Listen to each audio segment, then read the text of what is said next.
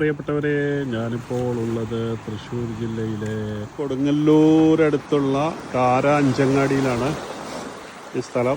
ഈ ഭാഗത്തൊക്കെ കടൽ ഭിത്തിയുണ്ട്, ഇവിടെ മാത്രം കടൽ ഭിത്തിയില്ല. ഇവിടെ തന്നെയല്ല, ഇപ്പോൾ കടൽ വളരെ ശാന്തമാണ്. ഇവിടെ ഭീകരമായൊരവസ്ഥയൊന്നും ഇവിടെ ഇല്ല. അതുകൊണ്ട് തന്നെയാണ് ഇവിടെ ചാകര എന്ന് പറയപ്പെടുന്നത്.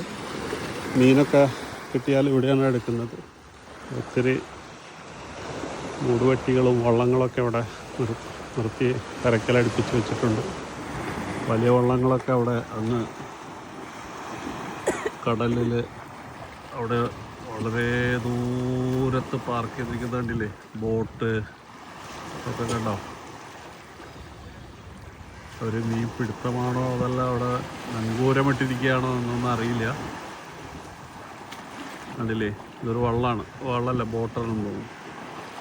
ഇവിടെ ഒരുപാട് കാണാം നമുക്കതിലൂടെ. എത്ര കണ്ട് വ്യക്തമാണെന്ന് അറിയില്ല. അങ്ങനെ മനോഹരമായൊരു കടൽ തീരാണിത്.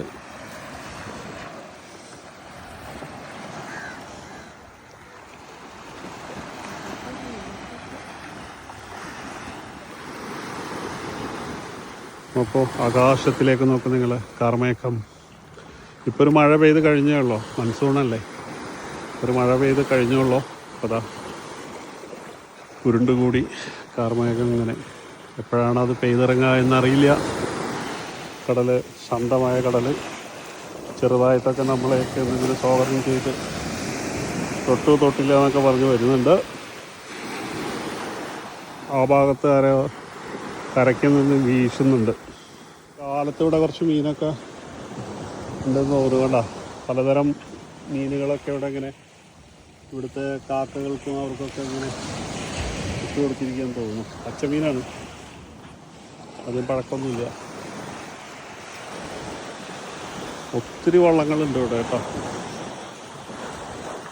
ഒരുപാട് ചെറു വള്ളങ്ങളൊക്കെ കയറ്റി. ഇവിടെ മീൻ പിടിച്ച് കരക്ക് കയറുന്ന സമയം ഉച്ചയ്ക്ക് ഒരു 2 മണിക്കുള്ളിലെല്ലാം തീരും. കാലത്ത് 6 മണി മുതൽ 10 മണി വരെയാണ് സമയം. അതാ വലിയൊരു പരുന്ത് പറഞ്ഞുകൊണ്ട് കാലത്താണ് ഇവിടെ കൂടുതൽ. 10 മണി വരെയാണ് ഇവിടുത്തെ സമയം അനുവദിച്ചിട്ടുള്ളത്. അതുവരെ, കാരണം ഈ മൺസൂൺ കാലത്ത് അങ്ങനെ എന്തോ റൂൾസ് ഉണ്ടെന്ന് തോന്നുന്നു.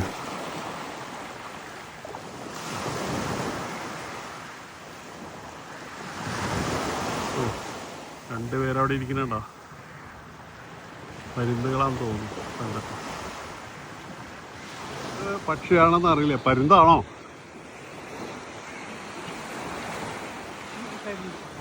പിന്നെ കടപ്പുറത്ത് ചില മനോഹരമായ കാഴ്ചകളാണ് ഇതൊക്കെ. ഇപ്പോഴത്തെ ഈ അല്ലേ, ഇങ്ങനെ കടൽപ്പുല്ലോ എന്ന് പറയാം അല്ലേ അതിനെ. അടിപൊളി കേട്ടോ, അത് രസമുണ്ട്, എന്താ ഉറപ്പുണ്ട്.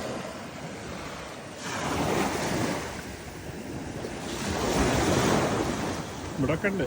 ഇവിടെയൊക്കെ രണ്ടുപേരൊന്ന് വീശുന്നുണ്ട് കരയ്ക്ക് നിന്നിട്ട്.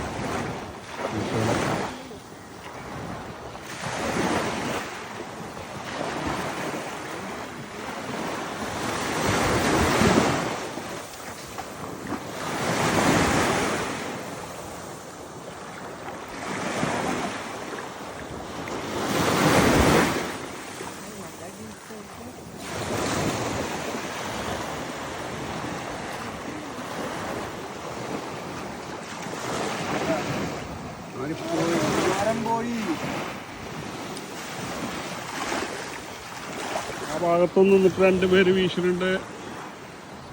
ഇവിടെയൊക്കെ നല്ല രസമുള്ള കടൽപ്പുറം അല്ലേ. ഈ കടപ്പുറം നല്ല ഭംഗിയുണ്ട്. പിന്നെ തന്നെയല്ല, കടൽ കുറച്ച് ഇത്ര ഗൗരവത്തിലല്ല കടൽ. അതുകൊണ്ടൊക്കെ